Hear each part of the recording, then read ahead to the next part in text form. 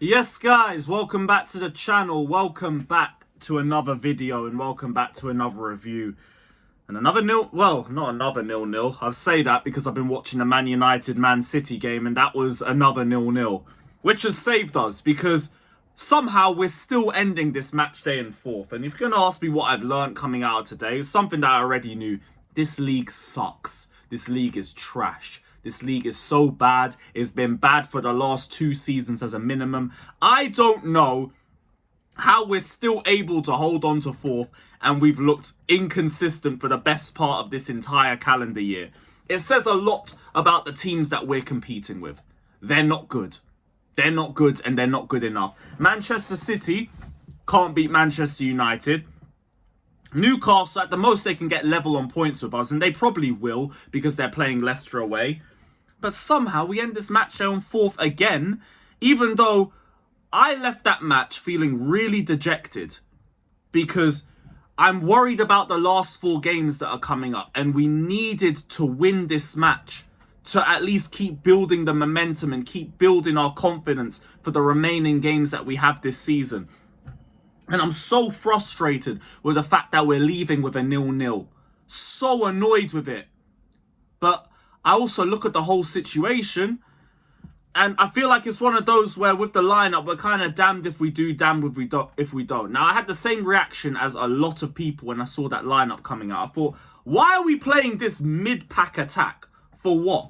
I thought Jackson and Palmer were fit and they were able to play. Clearly, that was not the case. And we got lied to. Either that or Maresca maybe is guilty of not managing the minutes well enough because Palmer played like 90 minutes in the last match and Jackson played about 80 before they were subbed off. Maybe they could have been taken off earlier in the last game. Now, whether it was because it was only 1-0 or not, I don't know.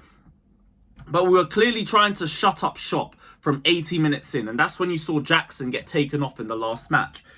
Palmer didn't need to play that 90 either. But even then, it's like 10 minutes is by the by. Regardless, they both played a lot of minutes with their first game coming back from injury. With that in mind, it seems like they were only able to play 45 or 50 or so minutes in this game. So it comes down to a case of, do you start them and bring them off? Or do you bring them on against tired legs? And I kind of think Maresca made the right decision out of that one because we had them on the pitch for 45 minutes. We still didn't score. I feel like the finishing on both teams was not good enough or not effective enough. So imagine if it was done in reverse. Imagine if we had started Jackson and Palmer, we get to 0-0, 55, 60 minutes in, and then Palmer and Jackson come off. That looks even worse on Maresca. That looks like terrible game management. That looks like you've just taken off our 2 best forwards while we're chasing the game. You'd rather bring them on while we're chasing the game, which is why I'm not really as annoyed about that sort of decision in terms of the starting lineup now. I guess you just had to protect the players' fitness. It is what it is. It comes at the wrong time. But what are you going to do? What happens if one of them comes off injured? Then we're talking about having another media attack for the next 4 to 5 games. Ultimately, I think this game solely comes down to both teams just not being good enough in the final third. The finishing, the end product, the decision-making on both sides was garbage. From Brentford's side, they had good chances. You could argue maybe they had the better quality of chances, but their end product and their final ball still was not good. Still wasn't good. You have Mbuemo running through on goal, and then he's on the left side of the pitch and he shoots at Sanchez's near post. Easy save for him to make. You have Brentford have a clear-cut header from 6 yards out. It goes over the bar. Doesn't even go on target. You have another one where one of their players skins Gusto alive, and then when all he has to do is put a simple cross into the box without a lot of power, he hoofs it when Wissa's right there. Now for Chelsea, it was like nearly everything we did went wide. Nearly everything. Enzo, long shots going wide. Neto had one shot that tested the keeper. The rest were going wide. Palmer's shots were going wide. Jackson's shots were going wide. Everything was just going wide or being blocked by defenders. The first half, we already know what we're dealing with that front line. Nkunku is straight trash. Straight garbage. I don't want to see this guy play another minute for this football club again. I've tried to be so clear and so honest on that. This guy is our worst forward. He is so bad. I actually am now at a point where I'm saying Kai Havertz was a better forward for us than Nkunku. Do you know how ridiculous it is that I am now getting to a point where I'm saying that Kai Havertz would bring more to me than a football player? You lot know how much I despise Havertz, and this guy is actually better than Nkunku. Werner, same thing, better than Nkunku. He does nothing. He is lazy. He is a net negative. He stinks. He straight up stinks. Jadon Sancho, your stocks are losing value by the week. They are losing value by the week because... Look, I get it, man is a link player, but is that really all you've got to your game? Really? Because I saw a bit more in the first half of the campaign, and now I just feel like I'm gaslighting myself more and more by the week.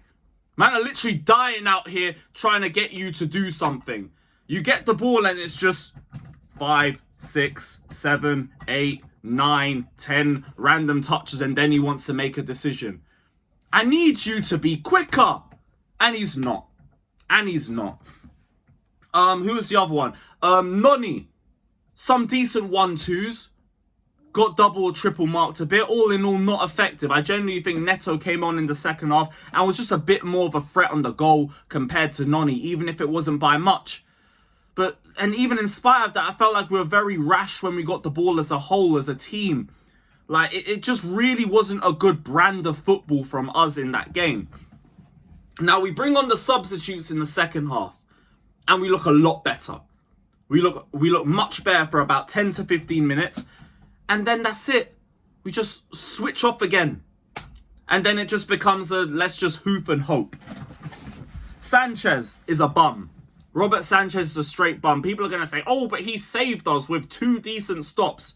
I don't even think they were amazing stops first off. And I'm not praising a goalkeeper for having decent shot stopping. It's like praising a defender for being able to tackle. I need more from my goalkeepers now. I keep trying to emphasize this to people. Robert Sanchez as well nearly cost us a goal with his crappy long direct passing straight into Brentford players. And he nearly dropped the ball at Mbeumo's feet in the first half. He is a net negative. He is a bum. But what am I saying that I haven't already said? Like, ultimately, I think this game comes down to poor decision-making from both attackers and poor finishing. And that game was just doomed to be 0-0. Doomed. And it's just a shame that we've dropped points again in a fixture that we really needed to win. Really needed to win. Now we have to go and we have to get a result from one of Newcastle or one of Nottingham Forest away. And we got to try and make it work. But guys, let me know your thoughts down in the comment section below. As always, don't forget to hit the like and subscribe button on your way out. Big up, everybody. Somehow we're still 4th. Up the Chelsea.